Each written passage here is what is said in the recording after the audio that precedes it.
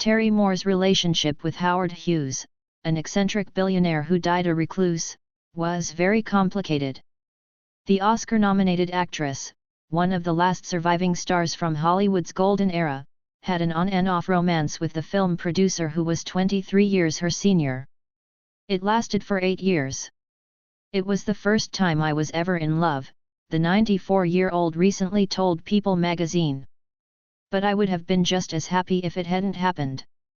According to the outlet, the pair first met in the late 40s at a Hollywood restaurant.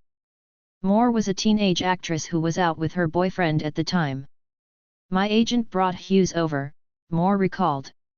"We thought it was accidental, but nothing was accidental with Howard. It was all set up." The aviation tycoon was a legendary playboy whose lengthy list of lovers read like an all-star cast. Some of the many screen sirens Hughes was romantically linked to included Katharine Hepburn, Lana Turner, Marlena Dietrich, Rita Hayworth, Linda Darnell, Ava Gardner, Yvonne DiCarlo and Jane Russell, just to name a few. "It developed into a friendship and then into a great love," Moore reflected. "You can't be more eccentric than he was. Everything was bigger with him. He taught me to fly, and we spent a lot of time in airplanes. And he would take me to meet his pilot friends. He was dashing, exciting, adventurous. He was the most charming man you could ever find." However, the former owner of RKO Studios had a dark side. "He was also a liar," Moore explained. "And he did unthinkable things. He did so many things that hurt me." "Was he cruel?" "I guess you could say he was cruel, but I didn't know that he was cruel.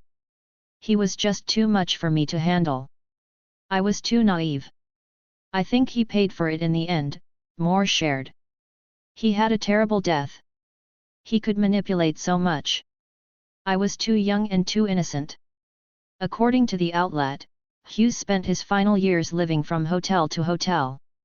He died in 1976 at age 70 from kidney failure. Hughes left behind a fortune of some $1.5 billion.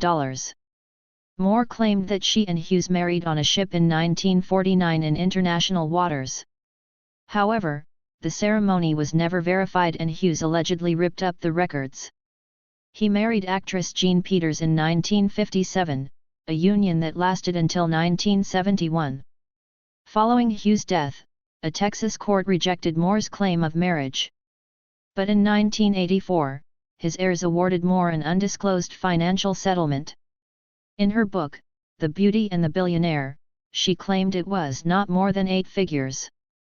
Back in 2020, Moore told Fox News Digital that it was flying that drew her to Hughes. "I had always wanted to fly my whole life," she said at the time. "He wanted to teach me, which he did.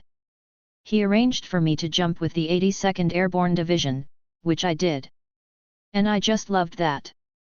Flying with Howard was magical, especially at night when we'd see all the stars above us and all the lights below us.